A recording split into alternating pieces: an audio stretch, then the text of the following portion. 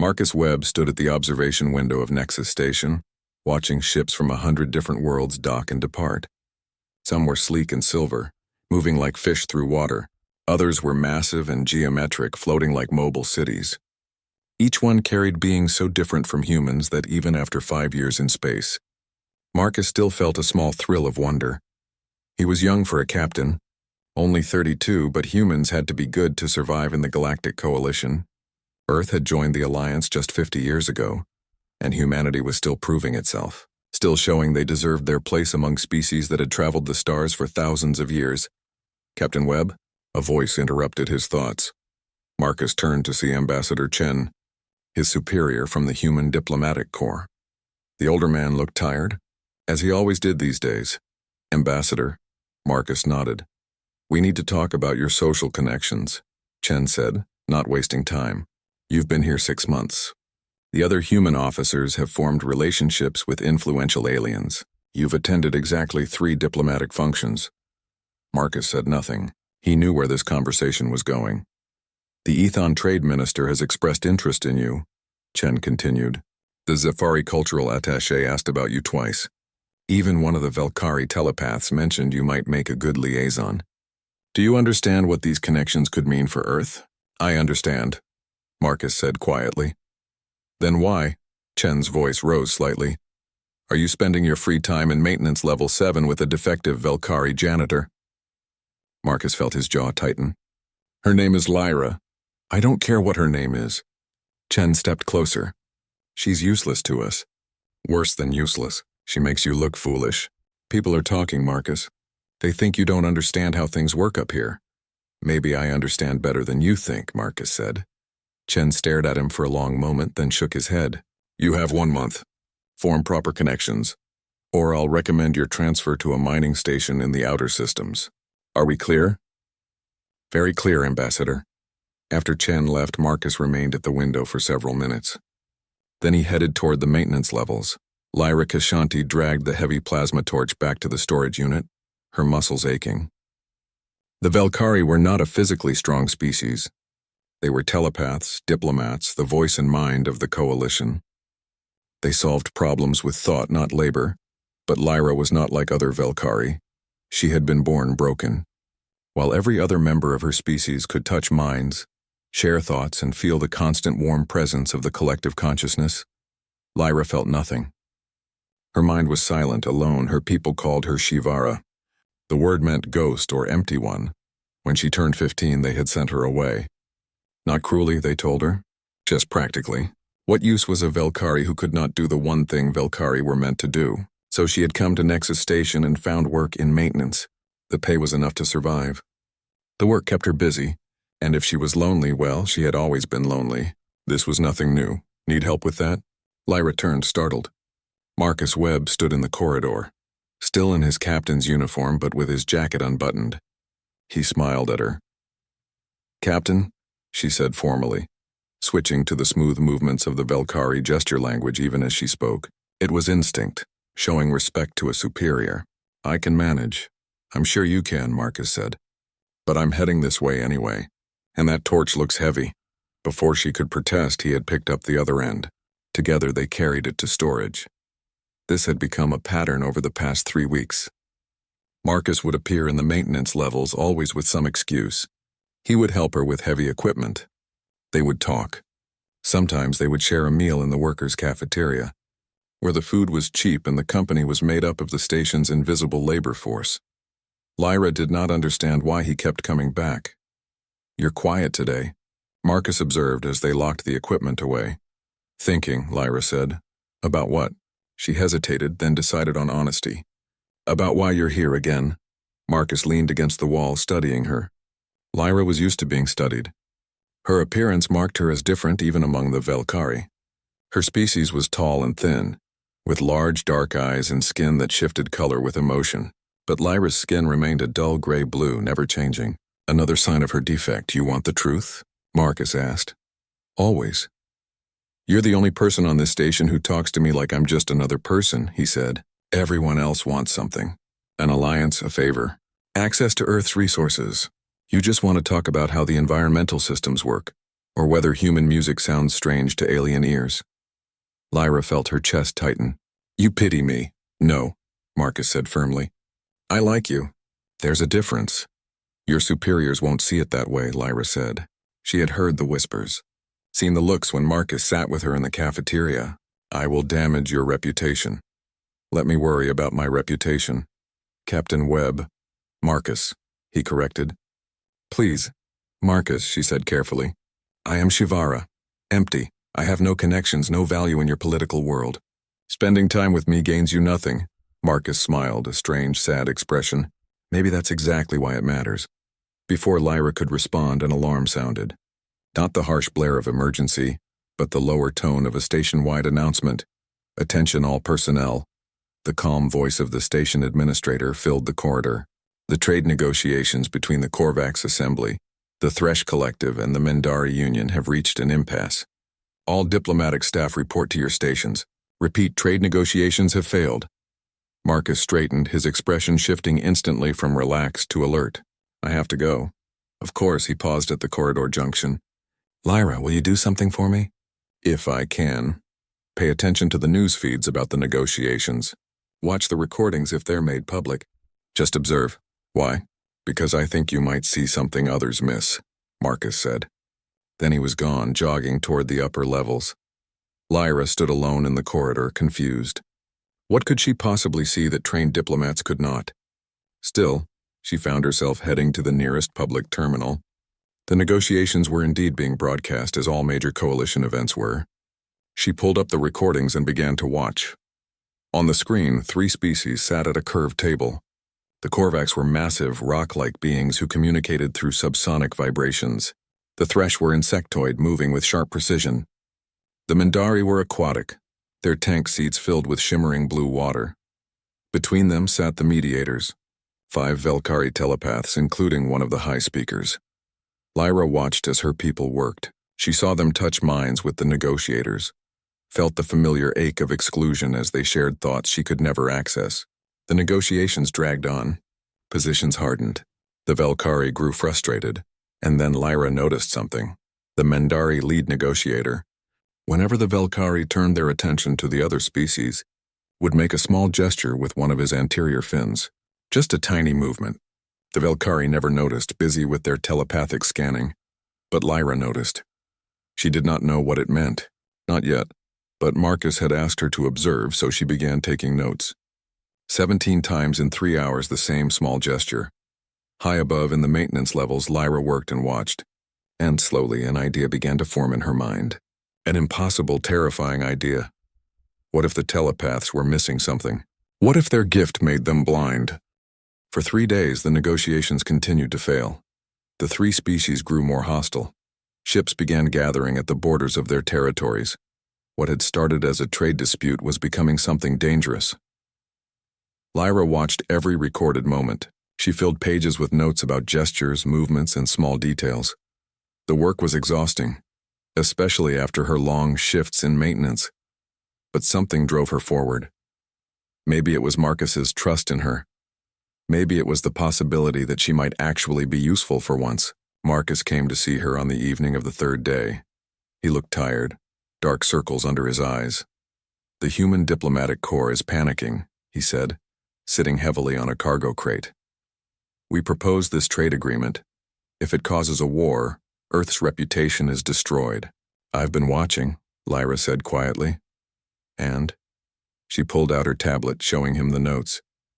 The Mendari negotiator makes this gesture 17 times per session, always when the telepaths are focused elsewhere.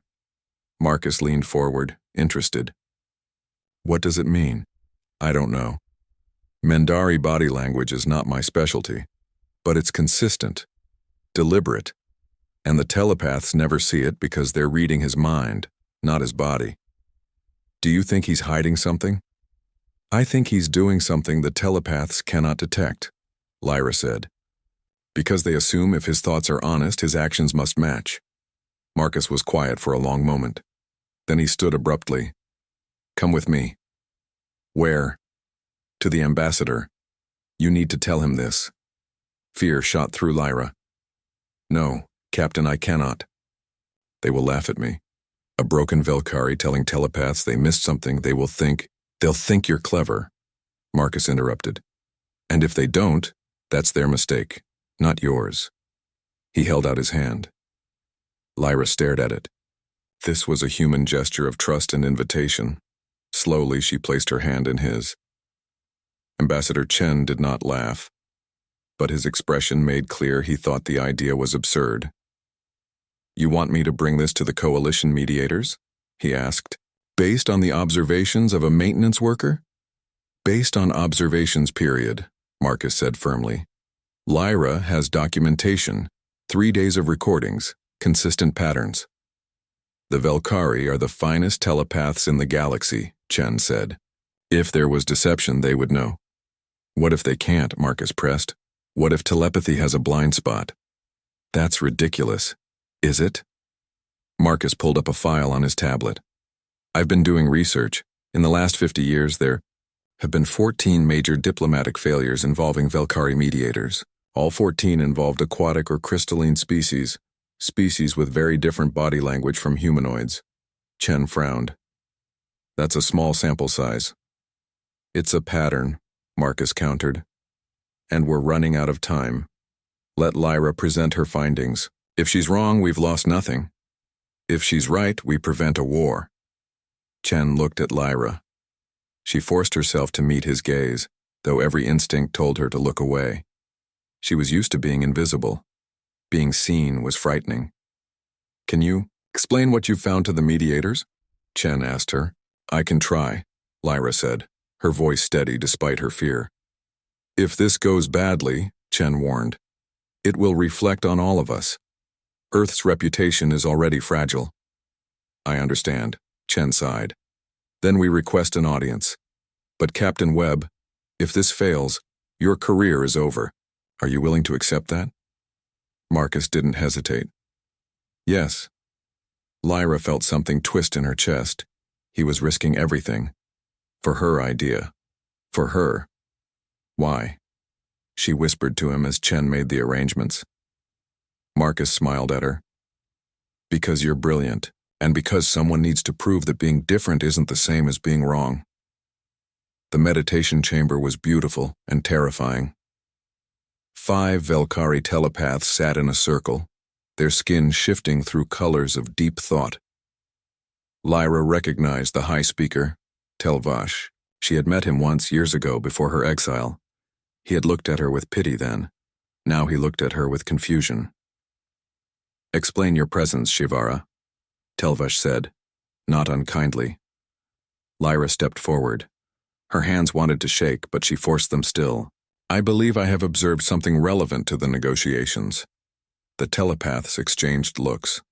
One of them, a younger female named Kess, spoke. You have observed? You, who cannot touch minds? Yes, Lyra said simply. I have watched the recordings. All of them. We have read the minds of every negotiator, Telvash said gently. We know their thoughts, their intentions, their fears.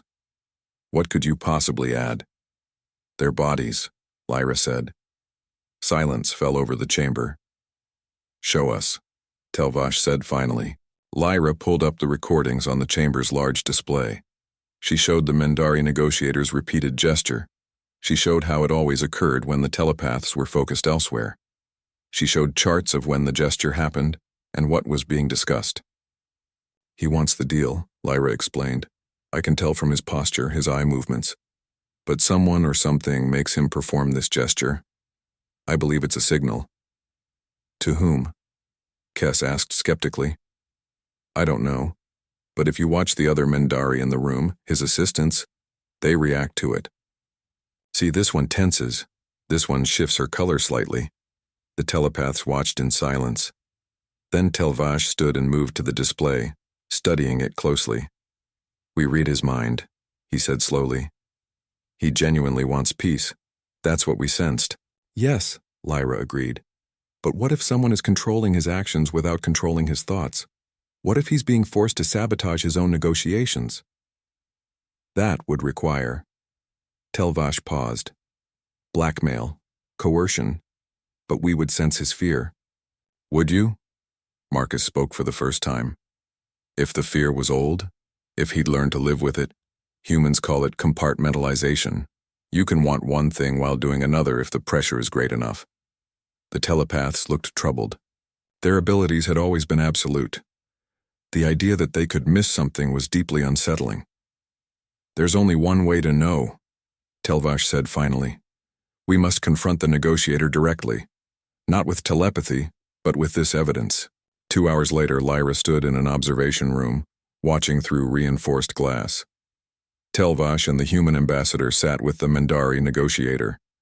They showed him Lyra's findings. At first, the Mendari denied everything, but as the evidence mounted, his colors shifted. Fear, relief, desperation. And then he confessed. His spawn, still in their juvenile stage, had been taken by a radical faction within his own government. Faction that wanted the war. They were holding his children hostage. If he succeeded in negotiation, his children would die, so he sabotaged every session while maintaining genuine desire for peace. He thought the telepaths would never notice because his thoughts were honest. He had been right. The telepaths hadn't noticed, but Lyra had. Within hours, Coalition security forces located and rescued the Mendari's children. The radical faction was arrested. The negotiations resumed, this time with success. Earth's reputation was saved. Better than saved, enhanced. And Lyra stood in the maintenance corridor, trying to process what had happened. She had done something impossible. She, the broken one, had succeeded where the telepaths had failed. There you are. Marcus's voice came from behind her. She turned. I should return to work. Actually, Marcus said, you have a meeting with the Coalition Council tomorrow. They want to discuss creating a new position, observer analyst, someone who watches what telepaths might miss. Lyra's eyes widened. They want me? They need you, Marcus corrected. We all do. I don't understand why you believed in me, Lyra said softly. No one else did. Marcus moved closer. That's not true. You didn't believe in yourself. I just saw what was already there. But why? Why me, when you could have connected with so many others? Marcus smiled. Maybe we should talk about that, but not here. Have dinner with me? In the officers' mess this time, not the cafeteria. Lyra hesitated. Then, for the first time in her life, she made a choice not based on fear or duty, but on what she wanted. Yes, she said. I would like that. As they walked together through the station, Lyra realized something was changing. Not just her circumstances, but something deeper. She was beginning to understand that being different might not mean being broken. It might mean being necessary. The officers' mess was quiet that evening. Marcus had chosen a table near the observation window, where they could watch the stars while they ate. Lyra felt out of place in her maintenance uniform, surrounded by officers and diplomats in their formal attire. But Marcus seemed not to notice, or if he did, he didn't care. You're nervous, he observed as they waited for their food. I've never eaten here before, Lyra admitted. The food's the same as the cafeteria, Marcus said with a smile. Just presented on better plates. That made her laugh, a sound that surprised them both. Lyra didn't laugh often. Tell me something, Marcus said, his expression growing serious. When did you realize you could read people without telepathy? Lyra considered the question. I suppose I've always done it. When you cannot hear thoughts, you learn to watch. Eyes, hands, the way someone stands or sits. Every being communicates, even when they think they're silent. That's remarkable, Marcus said. Most telepathic species never develop those skills. They don't need to. It was survival, Lyra said. I was alone. I had to understand others some other way or remain completely isolated. The food arrived, interrupting their conversation. But as they ate, Marcus kept asking questions. Not probing or invasive ones, but genuine curiosity about her life, her observations, her thoughts. Why do you care? Lyra finally asked. You've achieved what you wanted. Your reputation is secure now. Earth looks innovative and clever. You don't need to spend time with me anymore. Marcus set down his fork. Is that what you think? That I befriended you for political gain? I think I don't understand human motivations, Lyra said carefully. Then let me explain something about humans, Marcus said. We have a concept called friendship. It's not based on utility or status. It's based on connection, choice. I spend time with you because I enjoy it, not because it benefits me. That seems inefficient. Maybe, Marcus agreed. But it's also what makes us human. We value relationships for their own sake, not just for what they provide. Lyra absorbed this. Among her people, all relationships were effortless. Minds touched, thoughts shared, and understanding was instant. But that also meant there was no choice in it. You knew everyone. Everyone knew you. There was no privacy, no mystery, no decision to trust. I think I'm beginning to understand, she said slowly. Over the next weeks, Lyra's life transformed. The Coalition Council officially created the Observer Corps, a new branch of diplomatic services. Lyra was appointed as its first member and tasked with training others who could watch for what telepaths might miss. She discovered that she wasn't alone in this ability. There were others throughout the galaxy, beings whose species were non-telepathic or individuals who, like her, were broken in ways that forced them to develop compensatory skills. A blind Ethon who could detect lies through voice harmonics, a deaf Korvax who read seismic vibrations through floor contact, a human named Sarah Chen who had spent years studying microexpressions. Together they formed an unusual team, the ones who had to work to understand, now working together, and through it all Marcus remained her friend. He celebrated her successes, supported her through difficult moments, and never asked for anything in return. It was strange and wonderful and sometimes confusing. 3 months after her success with the Mendari negotiations, another crisis emerged. The Thresh Collective had accused the Korvax Assembly of espionage. Evidence seemed clear. Coded messages had been intercepted, appearing to come from Korvax sources. War seemed inevitable. The Coalition called in the Velkari telepaths again. They interviewed the accused Korvax diplomats and declared them innocent. Their minds showed no deception, no knowledge of espionage. But the messages still existed. The Thresh refused to back down. They want you to look at it, Marcus told Lyra one evening. They had fallen into a routine of dinner together several times a week. The Coalition Council specifically requested the Observer Corps. Lyra felt pride and terror in equal measure. This is bigger than the Mendari situation. If I'm wrong, then we try something else, Marcus said calmly. But you won't be wrong. You see things, Lyra, trust that. She studied him across the table. You have remarkable faith in me. Yes, he agreed simply. Lyra spent 4 days examining the evidence. The coded messages were sophisticated, designed to look like Korvax communication protocols. The Thresh cryptographers were certain of their analysis. But something bothered Lyra. She watched recordings of the Thresh presenting their evidence. Watched their body language, their certainty, their anger, and then she saw it. They're too certain, she told her team. Look at their movements. No hesitation, no doubt. Even when presenting damning evidence, most beings show some uncertainty. These Thresh show none.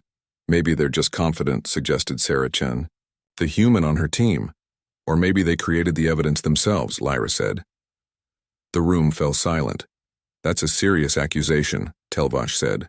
The High Speaker had become an ally after the Mendari incident, often consulting with the Observer Corps.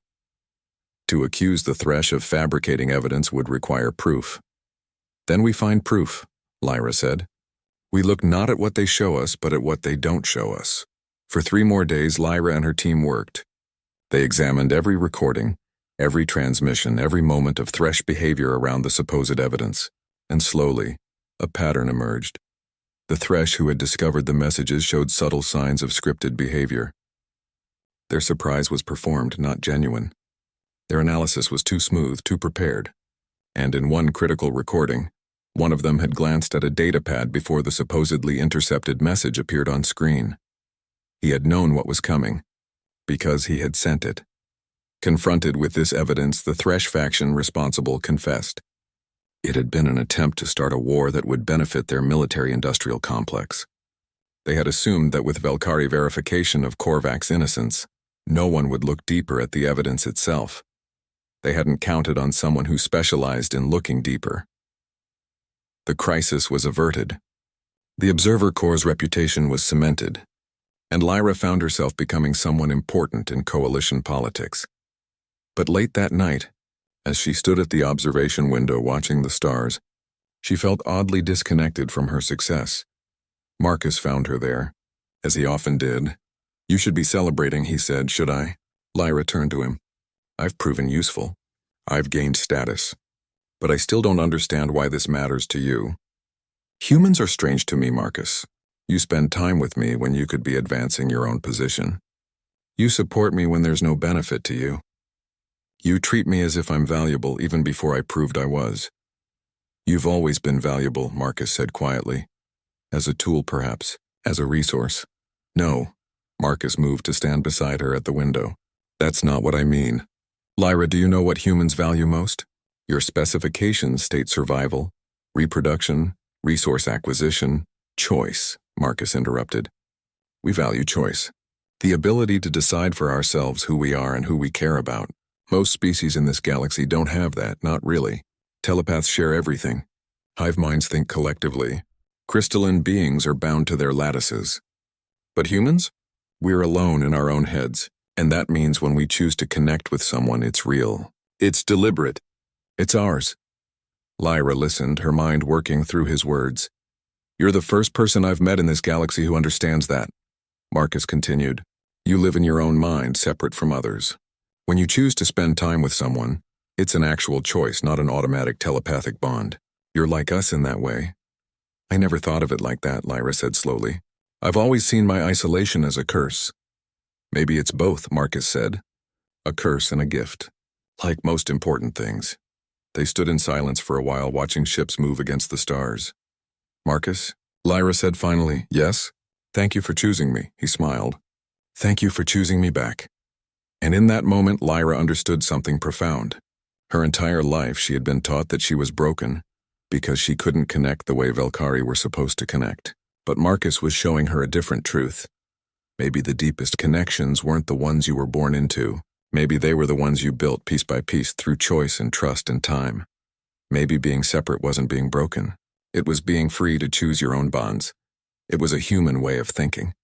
And Lyra was beginning to believe that humans might understand something the rest of the galaxy had forgotten. 6 months after the Thresh incident, Lyra had become one of the most sought-after consultants in the Coalition. Requests for Observer Corps analysis came from dozens of worlds. She trained new recruits, developed observation protocols, and found herself invited to diplomatic functions she once would have been barred from attending. She should have been happy. She was successful, respected, and no longer invisible, but something gnawed at her. One evening she found Marcus in the station's botanical garden, a place he often went to think. Earth plants grew alongside alien flora, a carefully maintained ecosystem of integrated worlds. "You've been avoiding me," Marcus said without looking up from the small tomato plant he was examining. Lyra couldn't deny it. "I've been busy." "That's not why." She sat on the bench beside him. "You're right. I've been confused." "About what?" "About us." "About this." She gestured between them. "You once told me humans value choice in their relationships. But I keep asking myself, did you choose me because of who I am or because of what I could become? Did you see a broken Valkyrie, or did you see a potential asset?" Marcus was quiet for a long moment. When he spoke, his voice was careful. "That's a fair question. Let me answer with a story." He turned to face her fully. "When humans first joined the Coalition, we were terrified. Every species here has some advantage. The Valkyrie have telepathy. The Korvax have incredible strength. The Ethon live for centuries. The Thresh have enhanced intelligence. What did humans have?" "You have adaptability," Lyra said. "Everyone says this." "Yes, but do you know what that means?" "It means we learned to survive without any single overwhelming advantage. We had to observe, to think, to trust each other despite not being able to read minds. We had to develop complex social strategies because we couldn't just touch thoughts and know truth." Marcus picked a tomato from the plant, holding it up to the light. "Humans lived on Earth for hundreds of thousands of years completely alone. No telepathy, no hive mind. Each person was trapped in their own head, with no way to truly know what anyone else was thinking. Do you know how terrifying that is? How lonely?" "Yes," Lyra said softly. "I know exactly how that feels." "I thought you might," Marcus said. When I arrived at Nexus Station, I was surrounded by telepaths, beings who could share thoughts as easily as breathing. I felt exposed, violated. They didn't mean to be intrusive, but they couldn't help touching the surface of my mind, and I couldn't reciprocate. I couldn't know if people genuinely liked me or if they were just reading what I wanted to hear and reflecting it back. He set the tomato down gently. Then I met you, and you were the first person I'd encountered in space who lived the way humans live, alone in your own head, unable to touch minds, forced to observe and choose and trust without certainty. So you did choose me because I was like you, Lyra said. I chose you because you were real, Marcus corrected. Every conversation we had, I knew you were choosing to be there. You weren't compelled by telepathic bonds or collective consciousness. You were there because you decided to be. Do you understand how rare that is in this galaxy? Lyra felt something shift in her chest. But you also saw my potential. You knew I could help with the negotiations. Yes, Marcus admitted. I saw that you had skills the galaxy needed, skills that humans had developed over millennia of non-telepathic existence. Observation, body language interpretation, understanding context and subtext. The ability to detect deception without reading minds. So it was calculated. Partly, Marcus said. But here's what you need to understand about humans, Lyra. We're capable of multiple motivations at once. I genuinely enjoyed your company. I also recognized your potential. I valued you as a person. I also saw how you could change things. These aren't contradictions for us. They're layers. He reached out and took her hand, a gesture that had become comfortable between them. The question isn't whether I had multiple reasons for befriending you. The question is whether any of those reasons were dishonest, and they weren't. Every moment we've spent together, I've been exactly who I claimed to be. Your friend, your supporter, someone who saw value in you before anyone else did. Lyra looked down at their joined hands. His skin was warm, a reddish-brown color so different from her gray-blue. Telepaths don't have to deal with this uncertainty. No, Marcus agreed. They don't. They know exactly what everyone thinks and feels. But they also never get to experience this. This? The choice to trust, Marcus said. The decision to believe someone despite uncertainty. The risk of being wrong. The reward of being right. Telepaths never doubt each other because they can't. But they also never truly trust each other, because trust requires the possibility of deception. Lyra had never thought of it that way. She had spent her life mourning her inability to connect like other Valkyrie. But Marcus was suggesting that their connection was different. Not less than telepathy, but something else entirely. Among humans, Marcus continued, there's a concept called friendship. Real friendship. It's built slowly, through shared experiences and mutual choice. You can't force it or manufacture it. You can't read someone's mind and decide to be friends. You have to work for it, risk for it, choose it every day. Is that what we are? Lyra asked. Friends? Yes, Marcus said simply. Among other things. Other things? Marcus smiled, a little uncertain now. I think humans would call you my best friend. The person I trust most. The person whose company I prefer above all others. The person I choose every day to include in my life. Lyra felt her skin shift color for the first time in years, a faint warmth spreading across her arms. Emotion breaking through her biological controls. I thought I was broken, she whispered. I thought being alone in my own mind made me less than other Valkyrie. You're not broken, Marcus said firmly. You're different, and that difference forced you to develop skills no other Valkyrie has. You learned to observe because you couldn't mind read. You learned to analyze because you couldn't sense emotions directly. You learned to choose your connections because they weren't automatic. You make it sound like an advantage. It is, Marcus said. Humans have spent our entire existence developing these skills. We've created art and literature and philosophy all centered around the difficulty and beauty of trying to understand each other without telepathy. We've built entire civilizations on the concept of chosen trust. And you, Lyra, you've been doing the same thing. You've been living as humans live, even though you were born Valkyrie. Lyra stood and walked to the edge of the garden, looking out at the station beyond. The other Valkyrie say I should be grateful. That you and the council have given me purpose. That my defect has become useful. And you don't feel grateful? I feel angry, Lyra admitted. They still see me as broken but useful. Like a tool that turned out to have an unexpected function, They don't see me as whole, as valid. They still pity me. Marcus joined her at the railing. Then forget what they think. What do you think? I think, Lyra paused, searching for words. I think I've spent my life trying to be what Velkari are supposed to be. Trying to fix myself. Trying to become normal. But maybe normal isn't what I should want. Maybe I should want to be myself, whatever that is. That's very human of you, Marcus said with a smile. Is it? One of the most important concepts in human philosophy is individualism. The idea that each person is unique, valuable, and sovereign. That you don't have to fit a mold to matter. That being different isn't being wrong. Lyra turned to him. Do all humans think this way? Not all, Marcus admitted. We struggle with it too. We pressure people to conform, to fit in, to be normal. But our best thinkers, our philosophers and artists and dreamers, they've always argued for the opposite. They've said that progress comes from those who think differently. That beauty comes from diversity. That strength comes from accepting who you are, not from pretending to be someone else. These ideas are revolutionary, Lyra said. To you, maybe. To humans, they're just Tuesday. Marcus grinned. We've been arguing about individualism versus collectivism for thousands of years. Most telepathic species never have that argument, because telepathy creates natural collectivism. But humans? We had to choose our social structures. We had to decide whether the individual or the group was more important, and we've never fully agreed on the answer. Which side are you on? Both, Marcus said. I think individuals matter tremendously, but I also think we need each other. The trick is balancing the two, respecting individual sovereignty while building collective strength, honoring differences while working together. Lyra absorbed this. Is that why you built the Observer Corps? To honor differences? Partly, but also because differences create blind spots when they're not included. The telepaths couldn't see what you saw because they'd never had to develop those skills. The galaxy needs diversity of thought, not just diversity of species. We need observers and telepaths, scientists and artists, those who think collectively and those who think individually.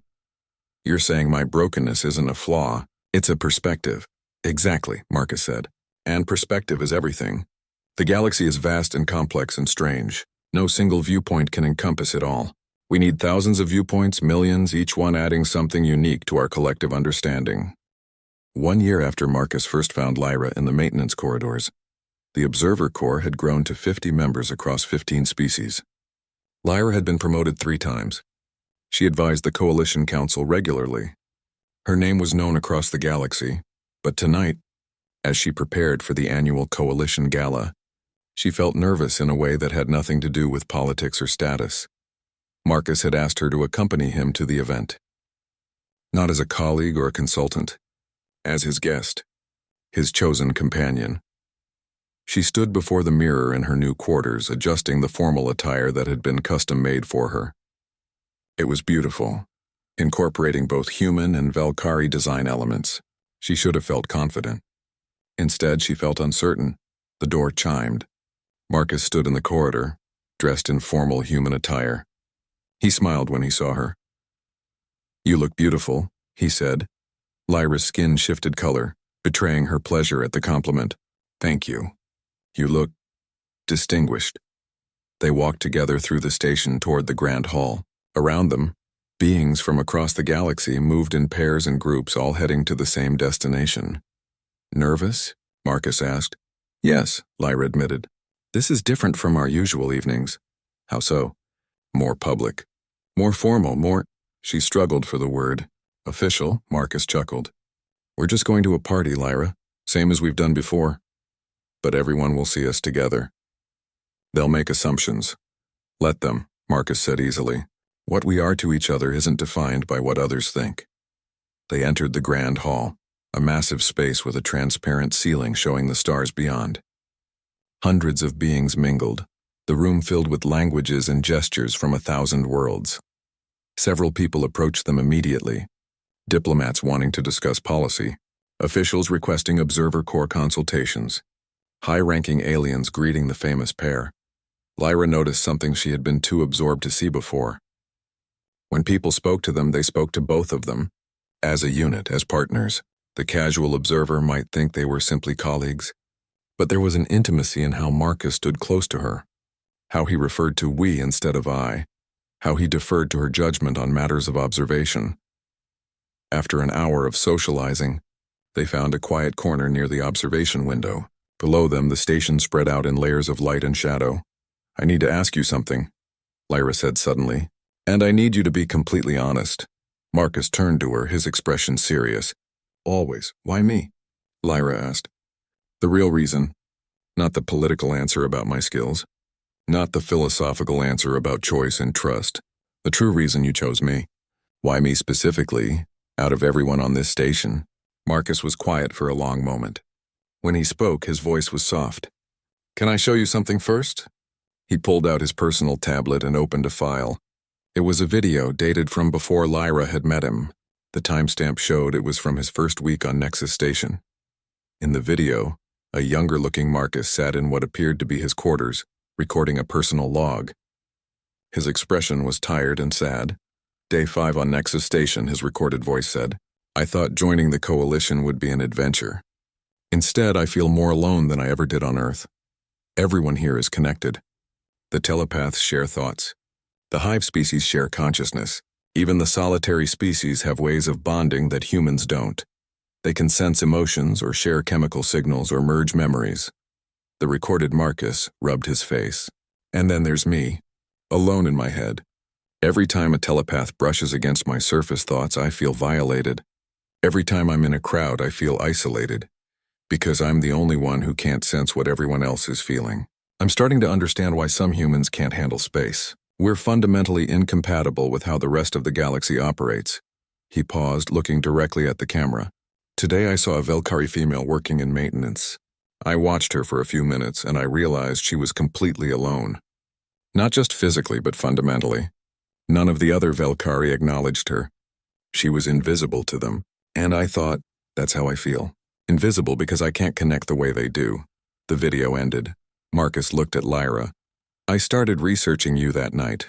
I learned about the Shivara, about Velkari who are born without telepathy.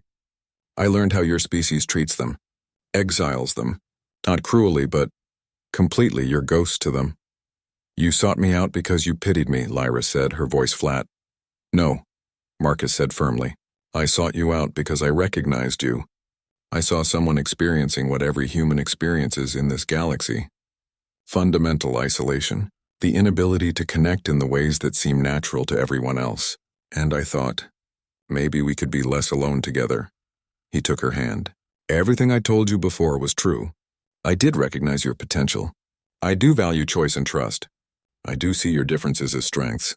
But the truest reason, the deepest reason I chose you," he paused, meeting her eyes. "I chose you because in a galaxy of billions, you're the only person who could truly choose me back." Lyra stared at him. "I don't understand." "Telepaths can't choose their connections," Marcus explained. "They sense compatibility and attraction automatically. Hive minds are bonded from birth. Even solitary species usually have some biological or chemical mechanism for partnership. But you have to choose. Deliberately, consciously, without any biological imperative or telepathic certainty. That's what humans do," Lyra said slowly. "Yes," Marcus agreed. "Every human relationship is a choice. We can't read minds to know if someone is compatible. We can't sense emotions to guarantee harmony. We just choose, we risk, we trust. And sometimes we're wrong and sometimes we're right, but it's always our choice." He moved closer to her. "When you spend time with me, I know it's because you decided to. Not because telepathy told you we were compatible. Not because some collective consciousness decreed it. You choose me every time we meet. And that means everything to me." Lyra felt her breathing quicken.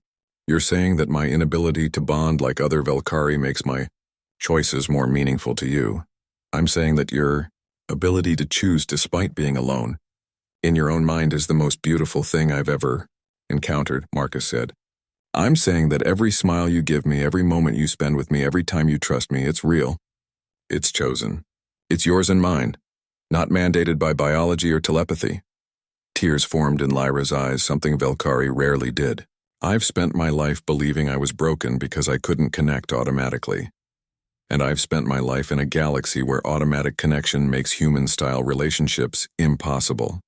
Marcus said, "Do you see? We're not broken. We're just operating on a different system. A system where relationships are built, not born. Where trust is earned, not sensed. Where every day together is a choice, not a certainty. Is that why humans value love so highly? Lyra asked. Because it's chosen? Partly, Marcus said. But also because it's risky. When you can't read someone's mind, when you can't sense their true feelings, choosing to love them is an act of courage.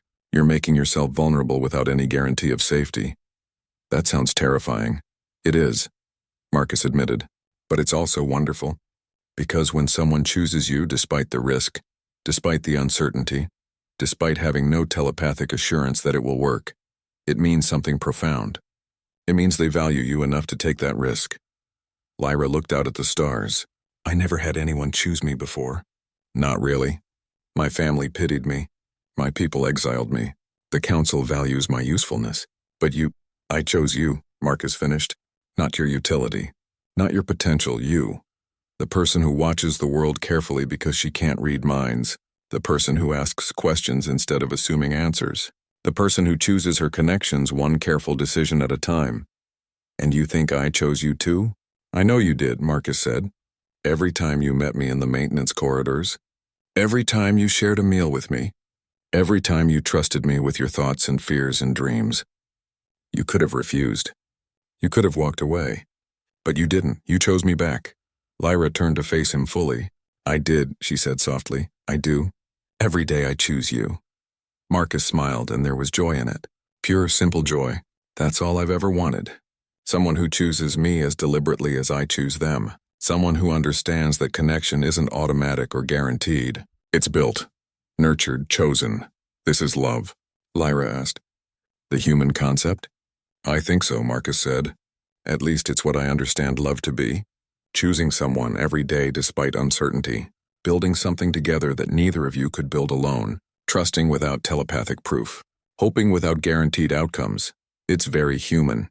Yes, Marcus agreed. But it's also very you. You've been doing this your whole life, Lyra.